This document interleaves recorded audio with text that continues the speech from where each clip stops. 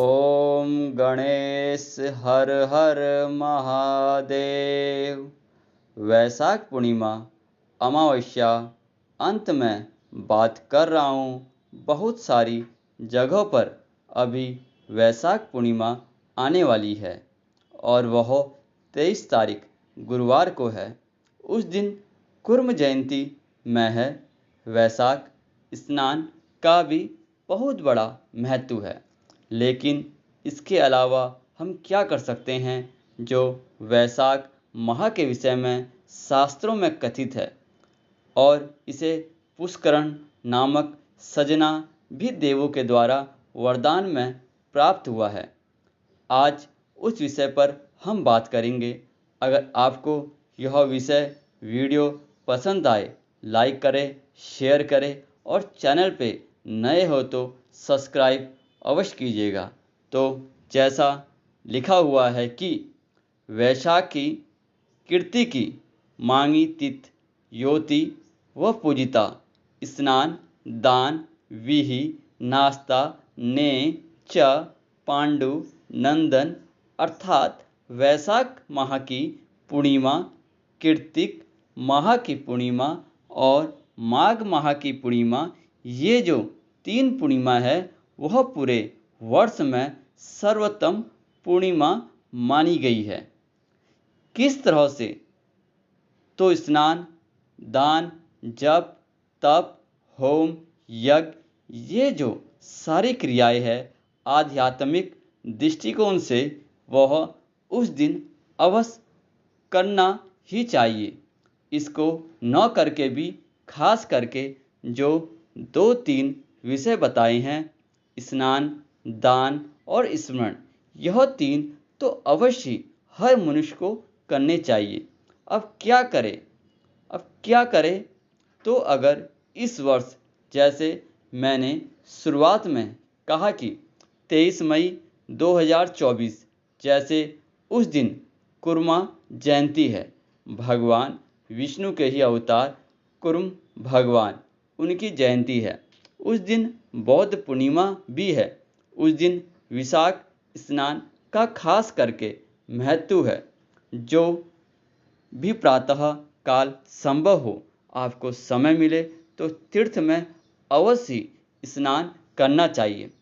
इस दिन तीर्थ में स्नान करने से सभी अनजाने में किए हुए पापों का विनाश होता है।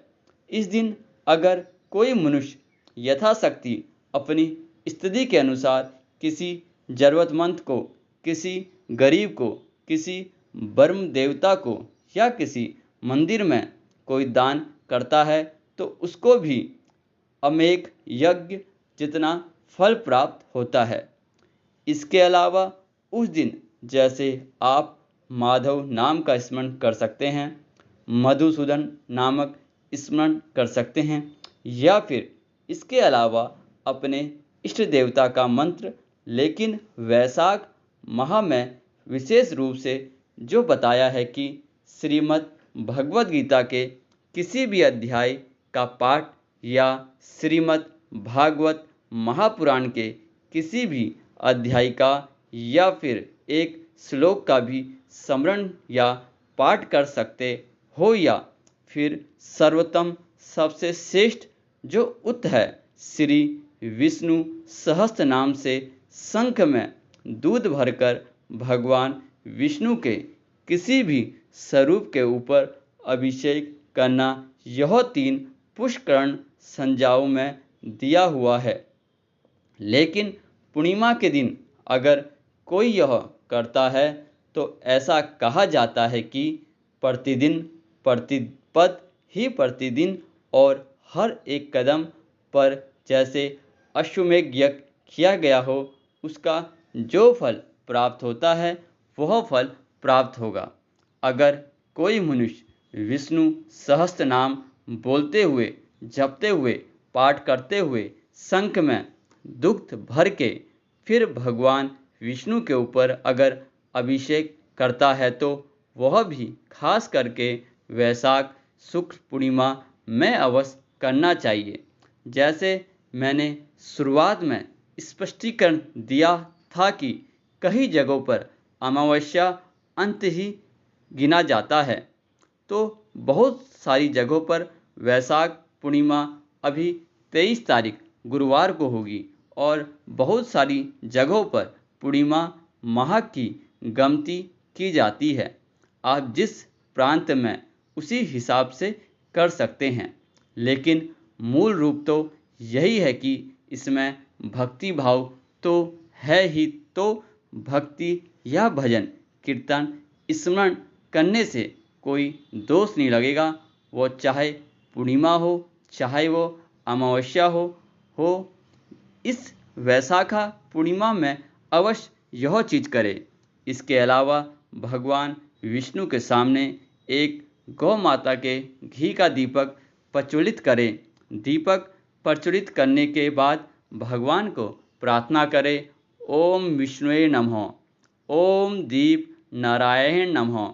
और जो भी आपके मन में मनः इप्सित कामना हो, जो अच्छी कामना ना हो, भगवान को प्रार्थना करें। बस सिर्फ यह चीज करना है। वैशाख माह में तीर्थ स्नान करें। अगर तीर्थों में न जा सके तो प्रातः काल स्नान करते समय गंगा आदि तीर्थों का स्मरण करें, क्योंकि इतनी अच्छी पूर्णिमा जो है वैशाख, जिसके विषय में स्वयं भगवान श्री कृष्ण ने पांडवों को यह कथन के द्वारा कथाओं के द्वारा बताया था।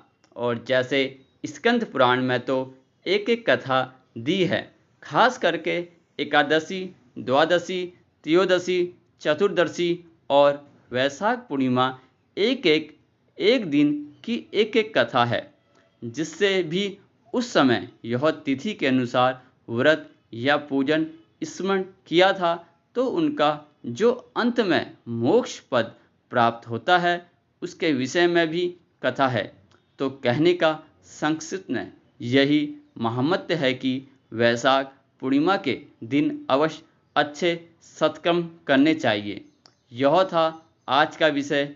और वीडियो आपको यह वीडियो पसंद आए तो लाइक, शेयर और चैनल पर नए हो तो सब्सक्राइब अवश्य करें।